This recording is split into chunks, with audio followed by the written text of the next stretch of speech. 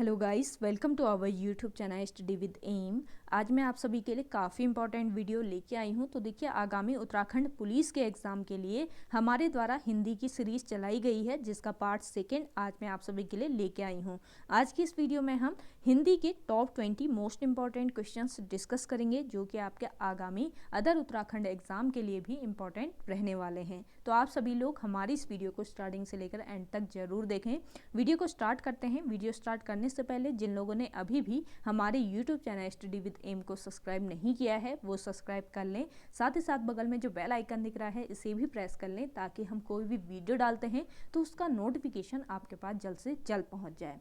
आप सभी लोग हमारे टेलीग्राम ग्रुप को भी ज्वाइन कर सकते हैं। अराउंड 6.2 के यहाँ पे ग्रुप मेंबर्स हो चुके हैं। सुबह 10 बजे और शाम 8 बजे यहाँ पे क्विज का आयोजन भी कराया जाता है। इसके अलावा अदर इम्पॉर्टेंट अपडेट्स पीडीएफ्स यहीं पे शेयर की जाती हैं। लिंक आपको उसका डिस्क्रिप्शन बॉक्स में मिल जाएगा। बढ़ते हैं आज की वीडियो की ओर। इस सीरीज का पहला क्वेश्चन है, निम्नलिखित में एकाक्षरी शब्द है। तो इनमें से एकाक्षरी शब्द है श्वास। ऑप्शन डी इस क्वेश्चन का करेक्ट आंसर है। नेक्स्ट क्वेश्चन है, यह लड़का शरारती है। इस वाक्य में यह शब्द है। इस वाक्य में यह शब्द है सार्वनामिक विशेषण। ऑप्शन सी इस क्वेश्चन का करेक्ट आंसर है। देखिए, विशेषण के रूप में प्रयुक्त होने वाले सर्वनाम को सार्वनामिक विशेषण कहा जाता है और इसके दो उपभेद हैं। सार्वनामिक विशेषण के दो उपभेद हैं। पहला है मौलिक सार्वनामिक विशेषण और दूसरा है यौगिक सार्वनामिक विशेषण। देखिए, सबसे पहले मौलिक सार्वनामिक विशेषण की बात करते हैं। जो सर्वनाम बिना रूपांतर किए मौलिक रूप में संज्ञा के पहले आकर उसकी विशेषता बतलाते हैं, उन्हें इस वर्ग में रखा जाता है। जैसे आपके सेंटेंस में दिया है, देखिए क्वेश्चन में, यह लड़का शरारती है। तो यहाँ पर यह शब्द जो है ये मौलिक सार्वनामिक विशेषण हो जाएगा, क्योंकि ये बिना रूपांतर के मौलिक रूप में संज्ञा के पहले आकर इसकी विशेषता बता रहा है। तो यह यहाँ पे आपका हो गया सार्वनामिक, मौलिक सार्वनामिक विशेषण। बात करें यौगिक सार्वनामिक विशेषण की, तो जो सर्वनाम रूपांतरित होकर संज्ञा शब्दों की विशेषता बतलाते हैं, उन्हें यौगिक सार्वनामिक विशेषण कहा जाता है। आपका कोई सेंटेंस दिया है, जैसे कि माना जाए ऐसा आदमी नहीं देखा या कैसा घर चाहिए, तो यहाँ पर ऐसा या कैसा जो है ये यौगिक सार्वनामिक विशेषण हो जाएगा, क्योंकि ये रूपांतरित होकर संज्ञा शब्दों की विशेषता बता रहे हैं। तो ये आपको दोनों पॉइंट ध्यान में रखने हैं। आपके ऑप्शन में मौलिक या यौगिक भी दे दिया जाएगा, तो इस तरीके से भी आपके आयोग क्वेश्चन आपसे पुटअप कर सकता है। तो हर तरीके से आपको ध्यान में रख के चलना है। अगला देखिएगा, नेक्स्ट क्वेश्चन है, अस्तबल की बला बंदर के सिर लोकोक्ति का सही अर्थ है। तो अस्तबल की बला बंदर के सिर, इस लोकोक्ति का सही अर्थ है किसी का दोष किसी और पर मढ़ जाना। ऑप्शन 20 क्वेश्चन का बिल्कुल राइट आंसर हो जाएगा। अगला देखिएगा, निम्नलिखित में से देशज शब्द है। तो इनमें से देशज शब्द जो है ये है आपका झोला। ऑप्शन डी इस क्वेश्चन का बिल्कुल राइट आंसर है। नेक्स्ट देखिएगा, निम्नलिखित में प्रविशेषण है। तो इनमें से प्रविशेषण है अत्यंत। ऑप्शन बी इस क्वेश्चन का राइट आंसर है। वे शब्द जो विशेषणों की भी विशेषता बताते हैं वे प्रविशेषण कहलाते हैं। प्रविशेषण इनको कहा जाता है। जैसे कि देखिए,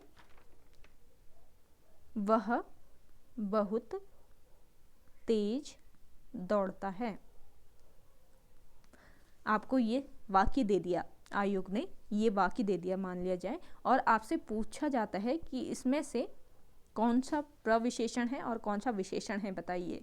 तो देखिए, यहाँ पर तेज जो है ये विशेषण हो जाएगा, और प्रविशेषण जो होता है ये है आपका बहुत, क्योंकि ये तेज की विशेषता बता रहा है। तो बहुत होगा आपका यहाँ पे प्रविशेषण। अब ये आपका यहाँ पे क्वेश्चन में अत्यंत दिया है, तो अत्यंत को लेकर एक सेंटेंस बना लेते हैं। जैसे कि सीता अत्यंत सुंदर है।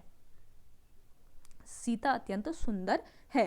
तो देखिए, यहाँ पर सुंदर जो है, सुंदर विशेषण है तथा अत्यंत जो है ये प्रविशेषण हो जाएगा। तो आपको समझ में आना चाहिए कि विशेषण कौन सा होगा और प्रविशेषण कौन सा होगा। अगला देखिएगा, भक्तिन महादेवी वर्मा की किस विधा की रचना है। भक्तिन महादेवी वर्मा की संस्मरणात्मक रेखा चित्र है। ऑप्शन सी इस क्वेश्चन का बिल्कुल राइट आंसर है। देखिए, आपका महादेवी वर्मा जो है, इनका जन्म 26 मार्च 1907 ईस्वी को फर्रुखाबाद उत्तर प्रदेश में हुआ। प्रमुख कृतियों की अगर हम बात करें इनकी, तो इन्होंने कई कविताएं लिखी, कहानियां और स्तंभ लेखन, इनके द्वारा स्तंभ लेखनों की भी रचना की गई। प्रमुख कविता संग्रह की अगर हम बात करें तो कुछ कविता संग्रह आपको नोट डाउन कर लेने हैं आगामी एग्जाम के लिए जो इम्पोर्टेंट हो सकते हैं, जैसे नीरजा, निहार, दीपशिखा, रश्मि, सप्तपर्णा, प्रथम आयाम, इनके कुछ कविता संग्रह है, महत्वपूर्ण कविता संग्रह। इसके अलावा कहानी संग्रह की बात करें तो सोना, घीसा, गौरा, नीलू, गिल्लू, मेरा परिवार, इनकी कुछ कहानी संग्रह हैं। महादेवी वर्मा को भारतीय ज्ञानपीठ पुरस्कार से सम्मानित किया गया है 1982 ईस्वी में। किस रचना के लिए किया गया है आपको कमेंट करके बताना है। 1956 ईस्वी में इन्हें पद्म भूषण से भी सम्मानित किया गया है और 1988 ईस्वी में महादेवी वर्मा को पद्म विभूषण सम्मान से सम्मानित किया गया।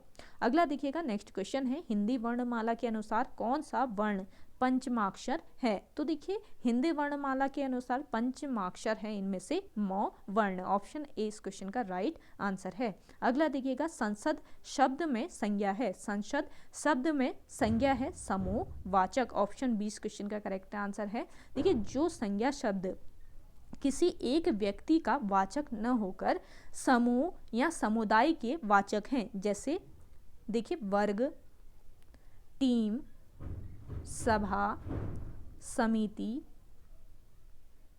आयोग, परिवार, पुलिस, तो ये इसमें क्या हो रहा है कि ये एक का वाचक न होकर किसी समुदाय या समूह के वाचक हैं, तो ये हो जाएंगे आपके समूहवाचक। ये आपको ध्यान में रखना है। इसी तरीके से जो संसद है ये भी आपका समूहवाचक शब्द है। अगला देखिएगा, निम्नलिखित में से आगत शब्द है। तो इनमें से आगत शब्द है आपका अखबार। ऑप्शन ए इस क्वेश्चन का राइट आंसर है। नेक्स्ट देखिएगा, निम्नलिखित में से शेखर जोशी की रचना है। तो इनमें से कोशी का घटवाड़ जो है ये शेखर जोशी की रचना है। शेखर जोशी, इनका संबंध है अल्मोड़ा जनपद से। अल्मोड़ा जनपद से इनका संबंध है। इनकी प्रमुख रचनाओं की अगर हम बात करें तो देखिए, मेरा पहाड़, मेरा पहाड़। इसके अलावा कोसी का घटवार, एक पेड़ की याद, एक पेड़ की याद। इसके अलावा देखिए, हलवाहा व डांगरी वाले, डांगरी वाले, इनके कुछ प्रमुख रचनाएं हैं। ये आयोग द्वारा पूछे जा सकते हैं, इसलिए मैं यहाँ पे नोट करा दे रही हूँ आपको। नोट डाउन कर लीजिए इनको अपने नोटबुक में। देखिए, इनको 1987 ईस्वी में शेखर जोशी जो है, इनको 1987 ईस्वी में पेड़ की याद रचना के लिए महावीर प्रसाद द्विवेदी पुरस्कार से सम्मानित किया गया है। तो ये आपको ध्यान में रखना है। अगला देखिएगा, नेक्स्ट क्वेश्चन है, अर्थ के आधार पर वाक्य के भेद होते हैं। अर्थ के आधार पर बताना है। तो देखिए, अर्थ के आधार पर वाक्य के 8 भेद होते हैं। नोट डाउन कर लीजिए, मैं बता देती हूँ यहाँ पे। पहला होता है आपका विधानवाचक, विधानवाचक। दूसरा होता है निषेधवाचक। तीसरा होता है आज्ञावाचक। चौथा होता है प्रश्नवाचक। पांचवा है इच्छावाचक। फिर है संदेहवाचक, संदेहवाचक, फिर विस्मयवाचक और लास्ट होता है आपका संकेतवाचक। तो ये आपके 8 भेद होते हैं अर्थ के आधार पर वाक्य के। अगला देखिएगा, नेक्स्ट क्वेश्चन है, डिंगल पिंगल का संबंध है। मोस्ट इंपॉर्टेंट क्वेश्चन है, डिंगल पिंगल का संबंध है राजस्थान से। ऑप्शन सी इस क्वेश्चन का करेक्ट आंसर है। देखिए, राजस्थान के चारण कवियों ने अपने गीतों के लिए जिस साहित्यिक शैली का प्रयोग किया है उसे डिंगल कहा जाता है। ध्यान में रखिएगा। वैसे जो चारण कवि जो हैं, चारण कवियों के अतिरिक्त पृथ्वीराज, ध्यान दीजिएगा, आपने नाम सुना होगा, ये बहुत फेमस कवि हैं पृथ्वीराज राठौर। तो चारण कवियों के अतिरिक्त पृथ्वीराज राठौड़ जैसे अन्य कवियों ने भी डिंगल शैली की रचना की है। वास्तव में डिंगल जो है, डिंगल और पिंगल साहित्यिक राजस्थानी के 2 प्रकार हैं। डिंगल और पिंगल जो है ये साहित्यिक राजस्थानी के 2 प्रकार हैं। पश्चिमी राजस्थानी का डिंगल जो है ये पश्चिमी राजस्थानी का साहित्यिक रूप है। ध्यान दीजिएगा, जो डिंगल है ये पश्चिमी राजस्थानी का साहित्यिक रूप है। इसके अधिकतर साहित्य चारण कवियों द्वारा लिखे गए हैं, जबकि पिंगल की अगर हम बात करें तो पिंगल पूर्वी राजस्थानी का साहित्यिक रूप है और इसका अधिकतर साहित्य जो है ये भाट जाति की कवियों द्वारा लिखे गए हैं। याद रखिएगा, भाट जाति इंपॉर्टेंट पॉइंट है। पूर्वी राजस्थानी साहित्य किन कवियों के द्वारा लिखे गए हैं, किस जाति के कवियों द्वारा लिखे गए हैं, ये पूछा जा सकता है। तो ये हैं आपके भाट जाति के कवि। इंपॉर्टेंट पॉइंट है, नोट डाउन कर लेना है आपको। अगला देखिएगा, शीलबंद शब्द है। तो इनमें से जो शीलबंद शब्द है ये है संकर शब्द। यानी कि संकर का मतलब क्या होता है, दो अलग अलग शब्द भाषाओं से मिलकर जो शब्द बनेगा आपका, जो अलग अलग तरीके से मिलकर एक चीज बनेगी, उसको संकर कहा जाता है। ये आपको ध्यान में रखना है। अगला देखिए, निम्नलिखित में से कौन सा संधि विच्छेद व्यंजन संधि से संबंधित नहीं है। तो देखिए इनमें से संधि से संबंधित नहीं है निसंदेह। ऑप्शन डी इस क्वेश्चन का बिल्कुल राइट आंसर हो जाएगा। अगला देखिएगा गाइस, वीडियो पसंद आ रही है तो वीडियो को लाइक कर लेना है आपको। जिन लोगों ने अभी तक हमारे YouTube channel study with M को सब्सक्राइब नहीं किया है वे लोग जरूर सब्सक्राइब कीजिएगा। वीडियो को ज़्यादा से ज़्यादा शेयर कीजिए अपने दोस्तों के साथ, अपने व्हाट्सएप ग्रुप्स में। अगला देखिए, निम्नलिखित में से स्त्रीलिंग शब्द है। तो इनमें से स्त्रीलिंग शब्द जो है ये है आपका आज्ञा। ऑप्शन बी इस क्वेश्चन का करेक्ट आंसर है। देखिए स्त्रीलिंग शब्द, लास्ट वीडियो में मैंने बताया था कि स्त्रीलिंग शब्द क्या होते हैं। थोड़ा सा और बता देती हूँ यहाँ पे, जो लोग नए हैं उनको समझ में आ जाएगा। आकारांत शब्द, आकारांत शब्द जो होते हैं ये स्त्रीलिंग होते हैं, जैसे कि लता, रमा, ममता, ये सब आपके हो जाएंगे स्त्रीलिंग शब्द। इसके अलावा देखिए इकारांत शब्द, इकारांत शब्द भी प्रायः स्त्रीलिंग होते हैं, जैसे कि रीति, विधि, हानि, ये भी आपके स्त्रीलिंग शब्द होते हैं। और इसके अलावा इकारांत शब्द भी प्रायः स्त्रीलिंग ही होते हैं, जैसे कि नदी, रोटी, टोपी, ये सभी स्त्रीलिंग शब्द होते हैं। तो देखिए यहाँ पे इंपॉर्टेंट पॉइंट बता रही हूँ मैं। आई, नोट डाउन कर लीजिए इनको। आई, ईया, आवट, आहट, ता, ईमा प्रत्यय वाले शब्द स्त्रीलिंग होते हैं। जिनमें ये प्रत्यय लगे होंगे ये स्त्रीलिंग शब्द होंगे, यानी जो शब्द के अंत में जुड़ते हैं तो ये हो जाएंगे आपके स्त्रीलिंग शब्द। आई, ईया, आवट, आहट, ता और ईमा प्रत्यय वाले शब्द भी स्त्रीलिंग होते हैं। तो ये सारे आपको ध्यान में रखने हैं। तो यहाँ पे आपका आज्ञा जो है ये स्त्रीलिंग शब्द है। नेक्स्ट देखिएगा, अंगुली का तद्भव रूप है। अंगुली का तद्भव रूप होता है उंगली। ऑप्शन ए इस क्वेश्चन का करेक्ट आंसर है।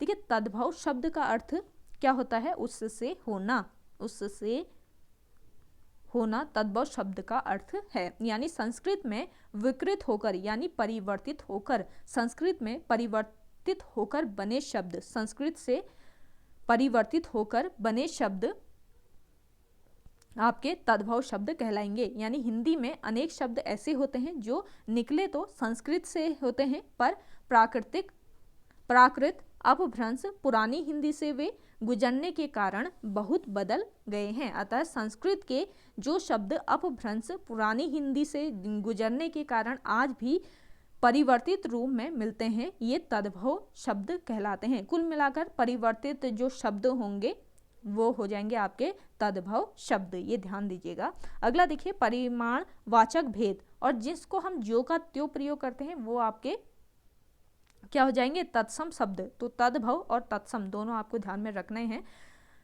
अगला देखिए, परिमाण वाचक भेद हैं। तो परिमाण वाचक भेद जो होते हैं ये आपके होते हैं विशेषण। ऑप्शन 20 क्वेश्चन का बिल्कुल राइट आंसर हो जाएगा। अगला देखिएगा, अयोगवाह वर्णों का प्रयोग होता है। अयोगवाह वर्णों का प्रयोग होता है विसर्ग के रूप में। ऑप्शन सी इस क्वेश्चन का राइट आंसर है। नेक्स्ट क्वेश्चन है, अन्वय का अर्थ है। तो देखिए इनमें से अन्वय का जो अर्थ होता है ये वाक्य की अनुरूपता, वाक्य की अनुरूपता होती है। वो ऑप्शन 20 क्वेश्चन का करेक्ट आंसर है। लास्ट क्वेश्चन देखिए आज के इस वीडियो का, निम्नलिखित में से कौन सा शब्द सरस्वती का पर्यायवाची नहीं है? तो इनमें से सरस्वती का पर्यायवाची नहीं है ऑप्शन डी, कमला जो है ये पर्यायवाची सरस्वती का नहीं होता है। सरस्वती के कुछ अन्य पर्यायवाची आप लिख लीजिए, आगामी एग्जाम के लिए इंपॉर्टेंट है। देखिए गिरा, शारदा, भारती, वीणा पाणी, विमला, वागीश और वागेश्वरी, ये लिख लीजिए आप, वागेश्वरी भी आपके सरस्वती के ही पर्यायवाची हैं। तो ये सारे आपको सरस्वती के पर्यायवाची नोट डाउन कर लेने हैं, आगामी एग्जाम में यहाँ से क्वेश्चन बनते हैं। ओके गाइस, आज की वीडियो में इतना ही। आई होप आपको वीडियो पसंद आई होगी। अगर आपको आज की ये वीडियो पसंद आती है तो वीडियो को लाइक, शेयर एंड हमारे YouTube channel study with M को सब्सक्राइब कर लीजिएगा। वीडियो को ज़्यादा से ज़्यादा शेयर कीजिए अपने दोस्तों के साथ, अपने व्हाट्सएप ग्रुप्स में। मिलते हैं एक नई इंटरेस्टिंग वीडियोज़ के साथ, तब तक के लिए धन्यवाद।